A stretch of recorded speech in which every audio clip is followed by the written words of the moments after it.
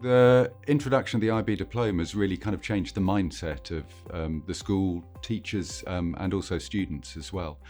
Teachers have really enjoyed being part of a global education programme, the opportunity to work very closely with other schools in our local context within the UK, but actually also that opportunity to work with schools globally as well.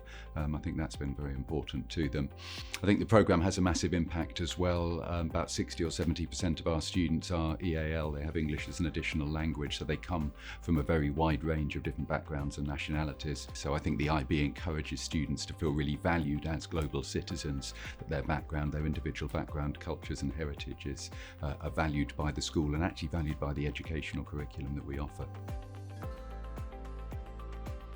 I think when the school first introduced the IB diploma back in 1996, it was a challenge. There weren't many state schools in the UK at the time that were offering the IB diploma. It was mainly international and independent schools offering the IB diploma. So we had to work with students to help them understand that actually they were studying a programme and something that was designed to be a balanced programme rather than studying individual subjects to prepare just for exams. So there were challenges to overcome in student mindsets.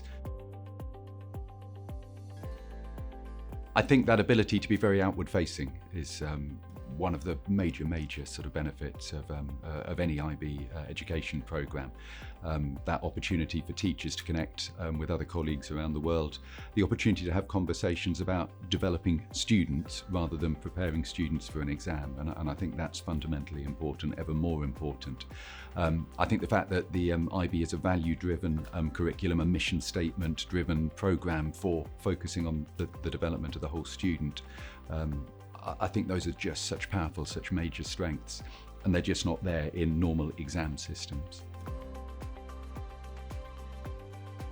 Every single year, students after they leave us, students that go on to university will come back into school and say, I am so glad I studied the IB diploma. I gained so much from doing the extended essay. I've learned how to research. I've learned how to work independently. I've learned how to think independently. I think some of the elements of the IB diploma, like theory of knowledge, like the extended essay, they don't necessarily see the true value until after they've completed the diploma, and a year or so later with their future studies that they go on and do, they suddenly have that light bulb moment and realise, actually, this has massively impacted me. This has really helped me. I'm now more outward facing. I feel more global. I feel more confident in talking to other people. And I feel more confident having a kind of intellectual academic conversation with other people, really questioning knowledge and questioning understanding. And I think those are key things they get from the IB diploma that they just wouldn't get by having studied individual subjects.